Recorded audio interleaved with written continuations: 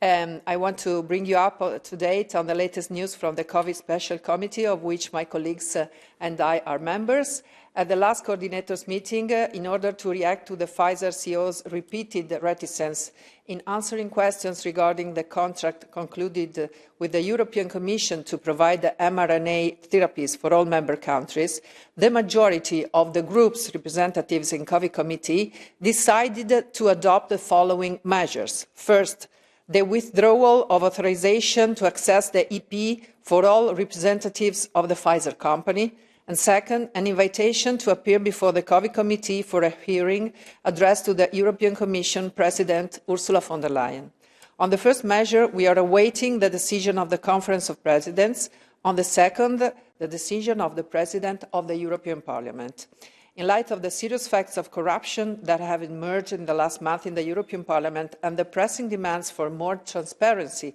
coming from European citizens and a great many of our colleagues, we hope that both of the above decisions will be implemented.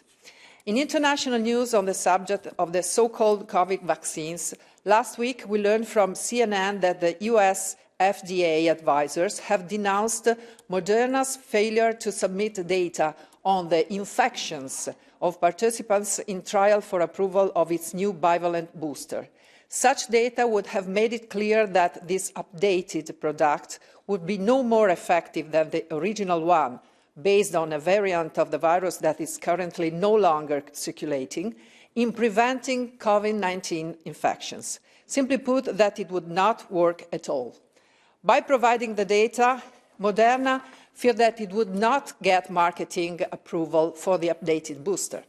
At the same time, Reuters broke the news that both the FDA and the US CDC had found that Pfizer-BioNTech's updated mRNA drugs might be linked to very serious adverse effects, such as brain strokes, which is more likely in people aged 65 and older. Of course, the companies involved have denied the existence of such possible risk. Both of these reports, disseminated by mainstream media outlets, safe from suspicions of spreading fake news, demonstrate once again how the fairness, reliability and seriousness of large pharmaceutical companies supplying mRNA gene therapies to EU member countries under contracts non-transparently and jointly negotiated by the European Commission President are indeed poor.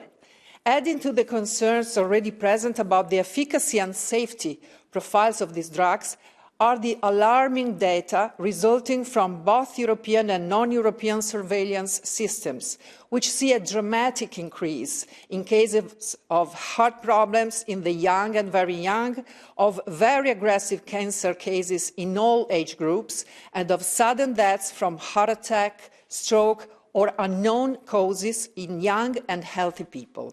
These data are also confirmed by Euromomo, the system for monitoring excess deaths from all causes in EU countries, which shows an abnormal and sudden increase in excess deaths in 2021 and 2022. At the same time, Twitter's new CEO allowed the release of the Twitter files, internal company documents showing how the US government, through the FBA, conditioned the Social Networks Board to prevent the dissemination of all information regarding early treatment of COVID-19 disease, the adverse effects of related vaccines, and any other information that contradicted the Biden government's policy. More specifically, it required Twitter and other social networks to censor undesirable content, although it was based on sound science, by any means, including the deletion of the accounts of eminent doctors, scientists and journalists. This made it clear that most of the content in recent years branded as disinformation about COVID-19 was actually correct information, but unwelcome to the US government. We believe that the health and lives of European citizens are the top priority that institutions should take care of. But we register a thrilling silence from EU institutions on these issues, and especially the absence of any initiative aimed at clarifying, investigating and ascertaining the extent and causes of this phenomena. Therefore, we hope and strongly urge national governments, the European Commission, the EMA and all relevant institutions to initiate urgently a thorough investigation into the real causes of sudden deaths and serious adverse effects, which would examine separately the cases occurring in vaccinated and non-vaccinated subjects to establish a comparison of incidence rates. Furthermore, we believe it is necessary and of paramount importance that the medical scientific community coordinate to develop a protocol for early diagnosis and treatment of post-COVID vaccines disorders, starting with the most serious ones, such as blood clots, heart diseases, neurological disorders, and acquired immunodeficiency, in order to effectively prevent their exacerbation and possible fatal outcomes. If the EU cares about the lives and health of its citizens, let it prove it, not by spending billions